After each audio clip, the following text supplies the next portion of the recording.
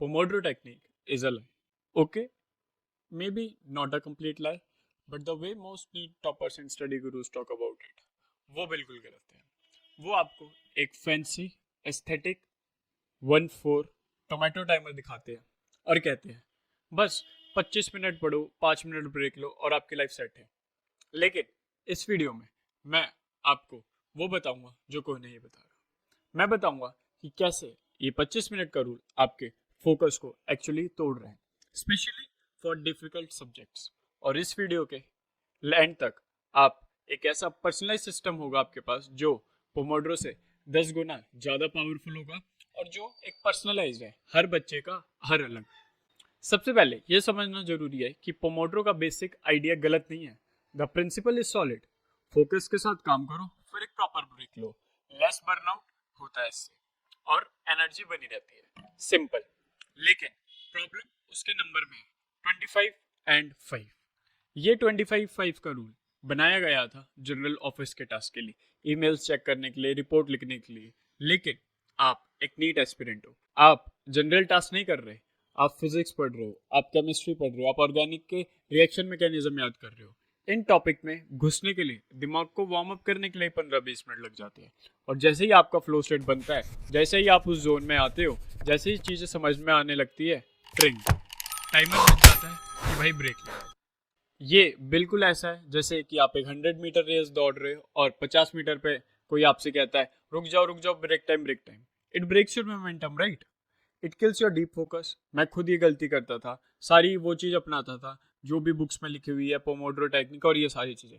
But later I realise कि हम सब डिफरेंट है, हमारी सारी चीज़ें डिफरेंट है, सो सारी टेक्निक्स भी तो डिफरेंट है ना।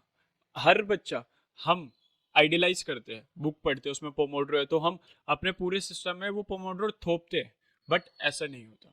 मैं भी टाइमर लगा के बैठ जाता और जैसे ही अच्छे फोकस से लगता था, ब्रेक लेने का गिल्ट आ जाता था। इट वॉज लाइक फ्रस्ट्रेटिंग कि पढ़ने का मन है, पढ़ू, ब्रेक लू, and it was very confusing to be honest.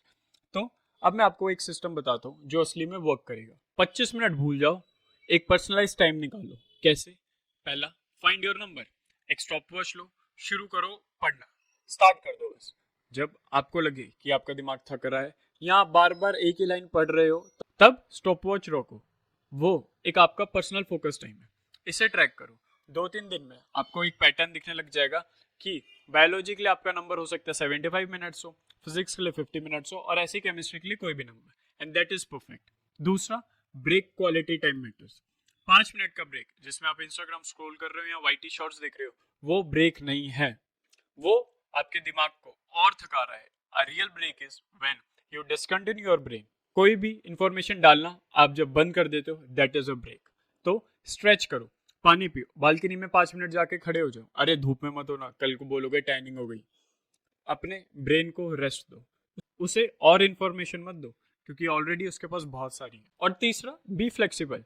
किसी दिन आप बहुत फ्रेश फील करोगे तो 90 मिनट्स तक आराम से पढ़ लोगे, किसी दिन शायद 45 मिनट्स में ही थक जाओ। That is okay.